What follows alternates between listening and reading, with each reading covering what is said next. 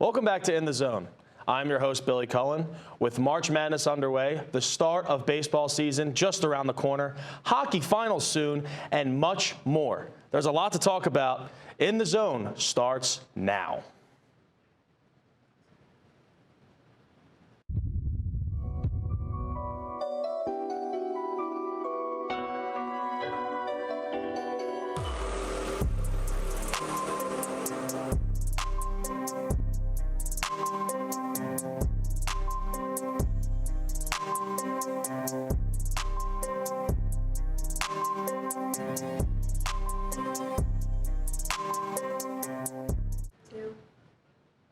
Joining me on desk this week is Lucas Miller and Max Vigue.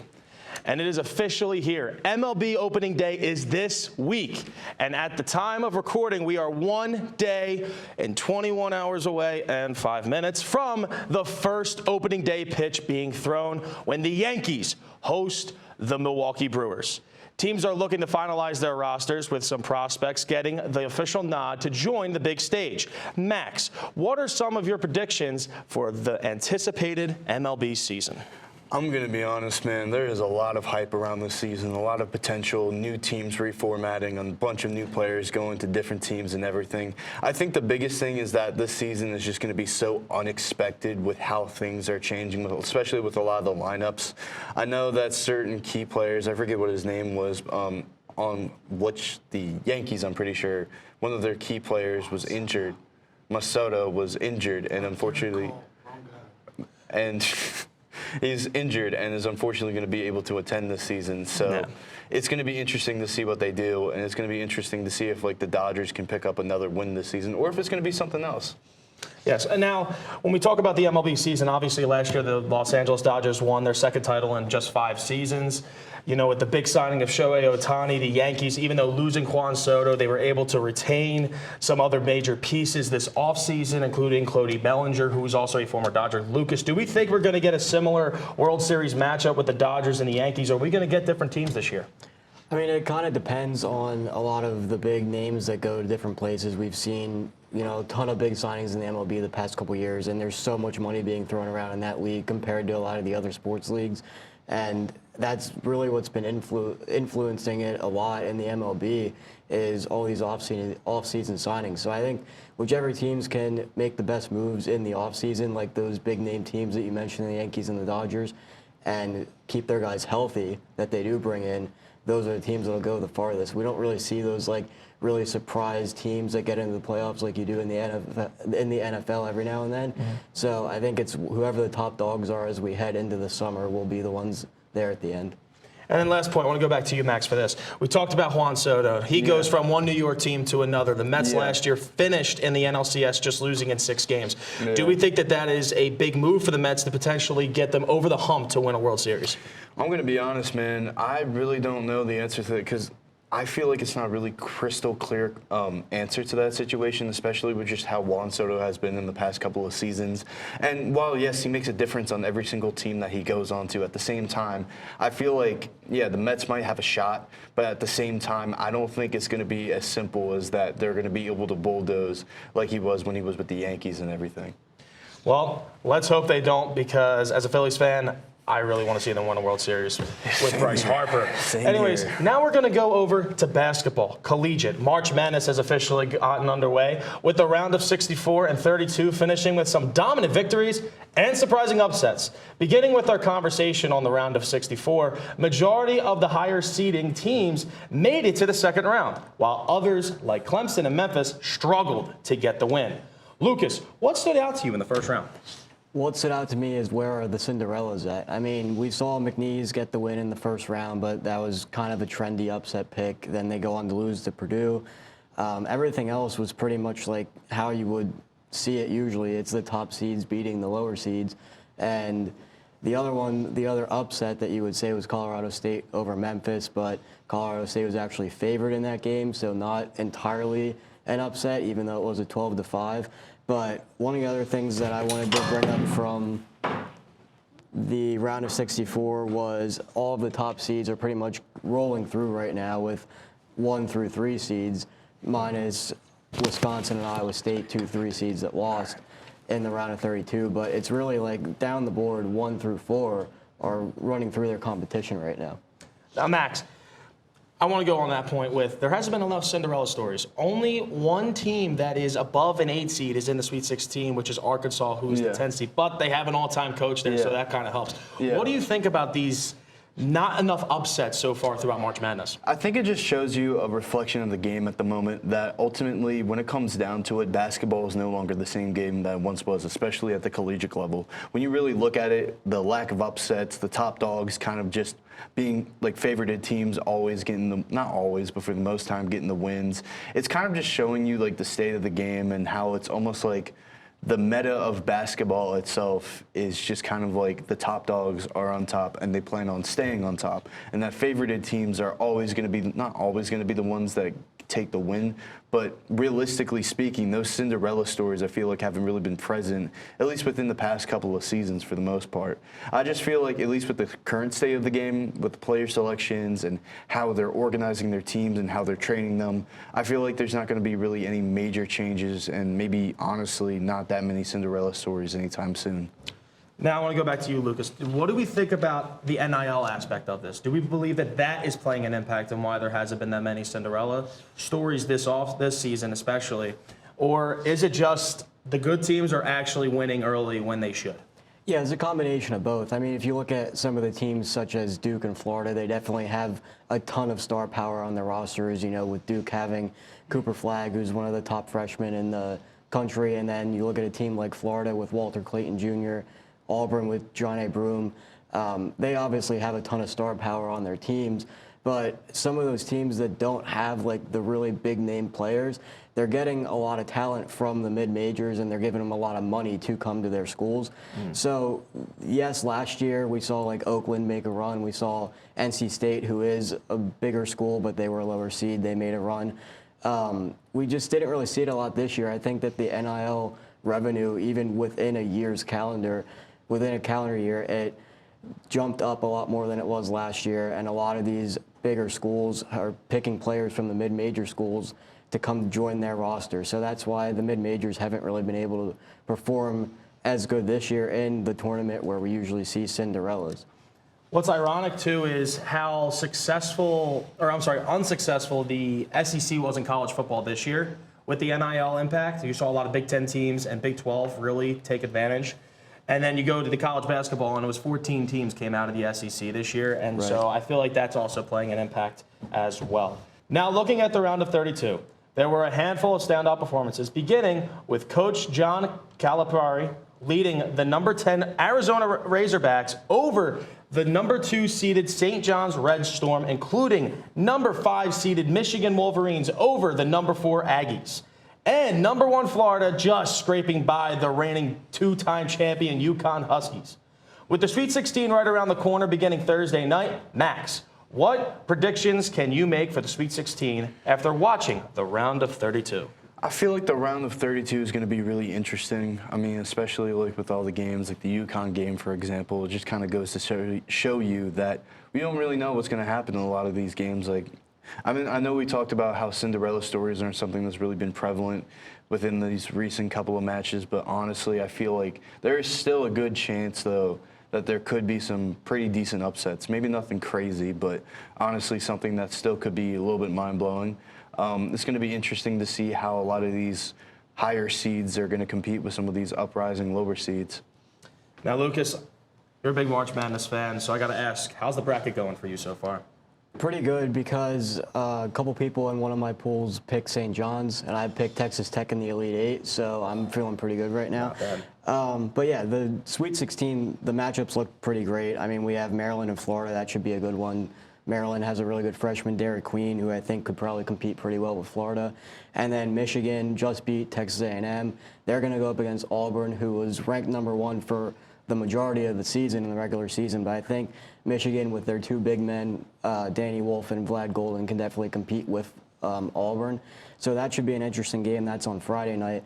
But the thing that stood out to me the most in the round of 32 was St. John's. I mean, they were definitely in a battle with Arkansas all the way till the end, but their top player, R.J. Lewis, he shoots 3 for 17 in the game. You can't have your star player shooting 3 for 17 and then your second best player scoring only 5 points and expect to beat a team in the SEC. So that was definitely disappointing for a lot of people, I'm sure, seeing Rick Pitino go out like that. But the Sweet 16 matchups after St. John's loses, they're all still going to be great games. You have teams like Texas Tech, Purdue, Houston, who, you know, they are very tough teams. They could lose at any moment, but they could also make the Final Four. You have no clue. So these are all very heavyweight matchups, and I'm really looking forward to Thursday and Friday.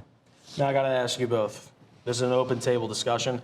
What do we think what is your biggest and boldest prediction from the Sweet 16 on throughout the rest of March Madness? Ooh, that's a good question. Honestly, I think there's a good chance that Auburn could get a massive upset, honestly. I think there is a chance that they were really good in the regular season, but I feel like with a lot of how these teams are performing right now, there's a good chance that they could get knocked out, or at least they could get a decent upset that will prevent them, maybe not too much, but like will at least put a dent in their path. How about you, Lucas? I feel like it's going to go one of two ways. I think we're either going to have this huge matchup that a ton of people want with Duke and Florida, the two heavyweights, or we could see teams like Texas Tech and Michigan making a run to the championship.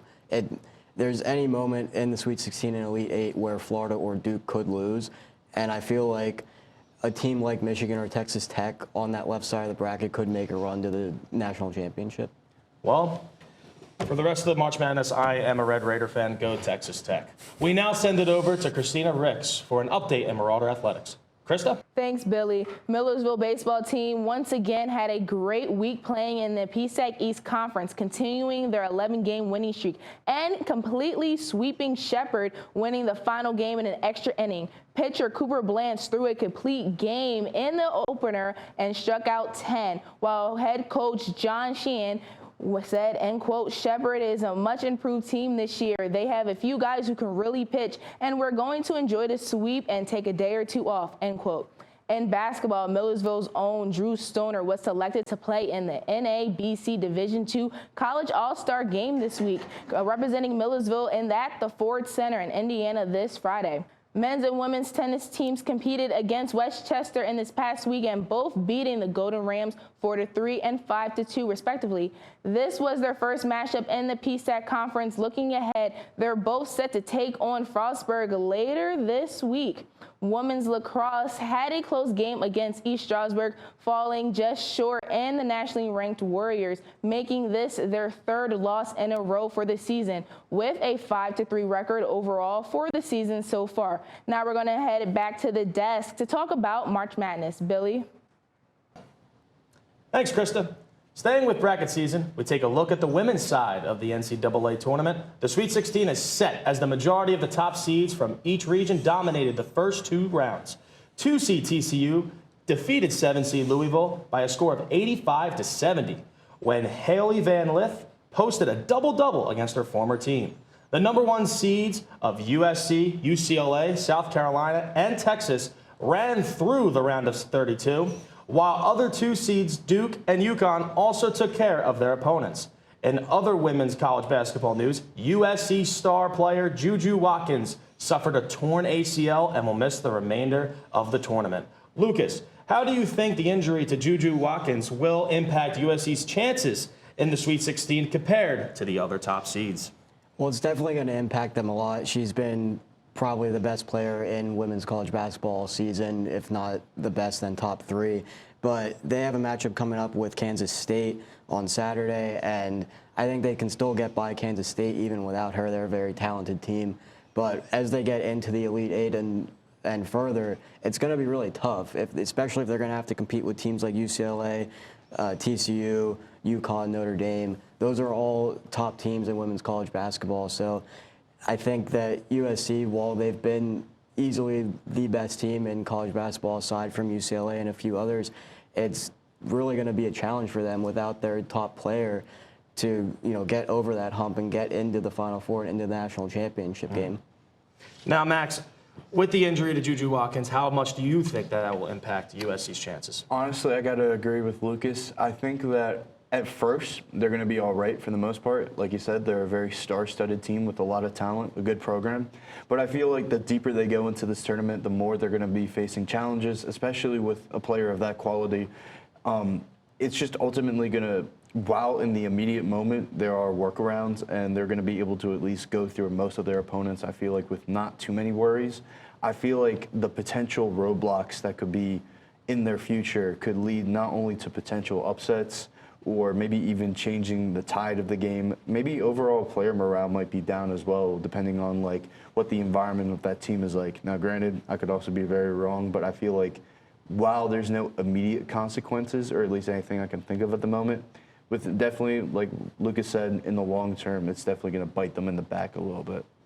Now, I think we can all agree that's definitely going to impact them in a big negative way. But I want to ask, what out of the top seeds do you think is going to get the biggest benefit from this fall for USC?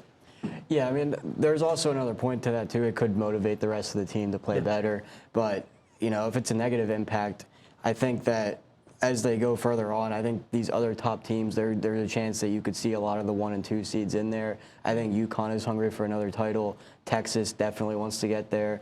You know, there's other teams like Duke and South Carolina. South Carolina's won, I think, the past 2 championships, so they definitely want to go win another one. So I think a lot of these other teams, once they see maybe, you know, one of those other top dogs fall, that they will be able to take advantage of that and then win the championship.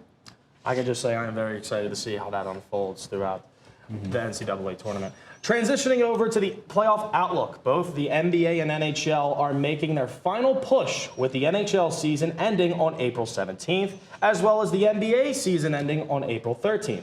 Looking at the standings, the Vegas Golden Knights, the Florida Panthers, the Winnipeg Jets have already clinched, as long with the Washington Capitals, leading their respective divisions.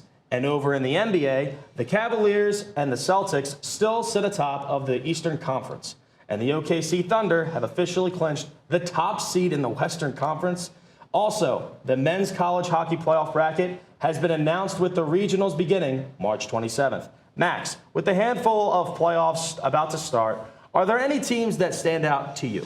Honestly, I mean, I feel like at least with hockey in particular, just seeing how like all these different teams and everything, I think it was like the Capitals, you said.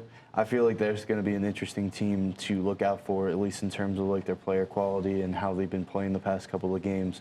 Really standout team, I feel like. Especially also too with like the Cavaliers on the basketball front and how they've just been kind of driving through their competition. It's going to be interesting to see how they go against, you know, all of these other teams and how they're going to make their way to the finals. And I know that a lot of these teams all at least have a good chance of being able to make it to their respective championships and, you know, kind of go through their playoffs. It's not as clear cut as like, say, maybe like some certain NFL seasons.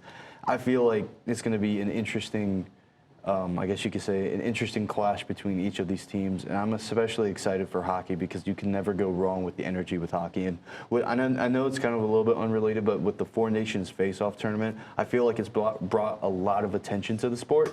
And seeing how there was so much energy and hype around those games, how that has given the sport a lot more to work with in terms of the attention and along with what kind of hype it can bring to this championship as well. I really like that Capitals talk because, I mean, Alexander Ovechkin might break Wayne Gretzky's record. Yeah. This season, I think he's only 7 goals away. It's unbelievable what he's doing. The Cavalier and Celtic battle to try to get the 1 seed in the Eastern Conference.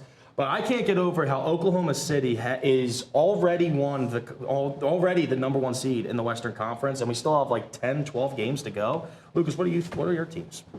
Well, I think in the NBA, a ton of people, you know, obviously they're like, oh, we want to see the Celtics and Lakers play. But I think what everyone else would probably really want to see is Oklahoma City and that group of young players play another group of young players in Cleveland Cavaliers. That would be an amazing finals matchup. Both of them are blowing away probably all expectations, I would think. And they're both just very young teams. They have a lot of players on their teams that have come from other organizations that are somewhat role players that now have seen their roles, you know, become a little bit, they carry a little more weight now that they get onto the Cavaliers and the Thunder. And I think that those are definitely 2 teams that can make a run, but we see it, you know, year in and year out in the NBA playoffs that there's a couple other seeds that then come through and upset the 1 seed and somehow make a run. I think that The Warriors are on the right track right now. And then over in the East, the Celtics are another team that's probably on the right track to get back into the Eastern Conference Finals. Do not be surprised, though, if the Denver Nuggets make a deep run again with Nikola Jokic. But that'll do it for this episode In the Zone. From Lucas Miller and Max Vigue and Christa Ricks and the entire In the Zone crew, I am your host, Billy Cullen. Thanks for watching, and we'll catch you next time right here on In the Zone.